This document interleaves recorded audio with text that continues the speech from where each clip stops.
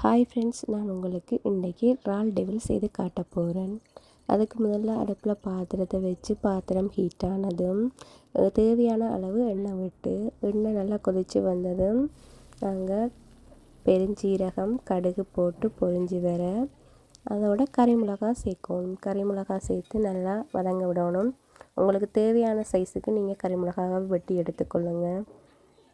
கறிமிளகாய் நல்லா வதங்கணுன்றதுக்காகத்தான் முதல்லையே கறிமிளகாயை போட்டிருக்கோம்.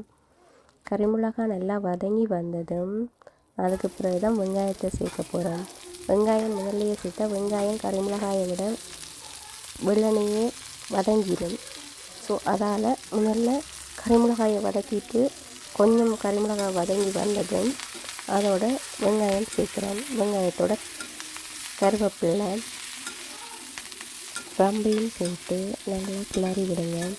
தேவையான அளவு உப்பு தேவையென்றால் சேர்த்துக்கொள்ளுங்க. வெங்காயம் வதங்குறதுக்காக அளவாக நாங்கள் தேவையென்றால் பிறகும் யூஸ் பண்ணிக்கொள்ளலாம். உப்பு இப்போ வெங்காயம் வதங்குற அளவுக்கு மட்டும் உப்பு சேர்த்துக்கொள்ளிங்கன்னா ஓகே. கொஞ்சம் வெங்காயம் நல்லா பொன்னிறமாக வதங்கும் வரைக்கும் வெயிட் பண்ணி நல்லா வதங்கின பிறகு தக்காளி பழம் சேர்க்கணும். தக்காளி பழம் சின்ன சின்ன சைஸாக வெட்டி நான் சேர்த்துருக்கேன். உங்களுக்கு விரும்பின சைஸுக்கு நீங்கள் தக்காளி பழத்தை வெட்டி சேர்த்துக்கொள்ளுங்கள். தக்காளி பழம் வெங்காயம் எல்லாம் நல்லா மிக்ஸ் ஆகி நல்லா வதங்கி வரணும். வதங்கி வந்தால் தான் நல்லா டேஸ்ட்டாக இருக்கும். பொன்னிறமாக வதங்கி வந்தாலும் உங்களுக்கு தேவையான அளவு சோயா சாஸ் கொஞ்சம் விட்டுக்கொள்ளுங்கள். சோயா சாஸ் விட்டு நல்லா கிளறிட்டு அதுக்கு பிறகு தேவையான அளவு சில்லி பேஸ்ட் யூஸ் பண்ணிக்கொள்ளுங்க. உங்களோட காரத்துக்கு ஏற்ற மாதிரி நீங்கள் தேவையான அளவு சில்லி பேஸ்ட் யூஸ் பண்ணிக்கொள்ளுங்க.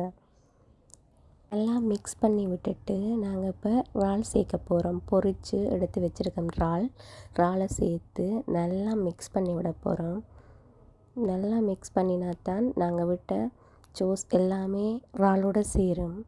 உங்களுக்கு தேவையான அளவு உப்பு பாருங்கள். உப்பு காணாமல் வந்ததுன்னா உங்களுக்கு தேவையான அளவு உப்பு சேர்த்துக்கொள்ளுங்க. நாங்கள் இப்போ நல்லா கிளறிட்டு இப்போ சோஸ் விட போகிறோம். தேவையான அளவு சோஸ் விட்டு நல்லா மிக்ஸ் பண்ணி எடுத்துக்கொள்ளுங்க. உப்பு எதுவும் காணாமல் வந்ததுன்னா நீங்கள் இந்த டைமே உப்பு சேர்த்துக்கொள்ளலாம். நீங்கள் உப்பை சேர்த்து நல்லா மிக்ஸ் பண்ணிவிட்டு ஒரு பவுலுக்குள்ளே மாற்றி எடுத்தீங்கன்னா இறால் டெவில் ரெடி.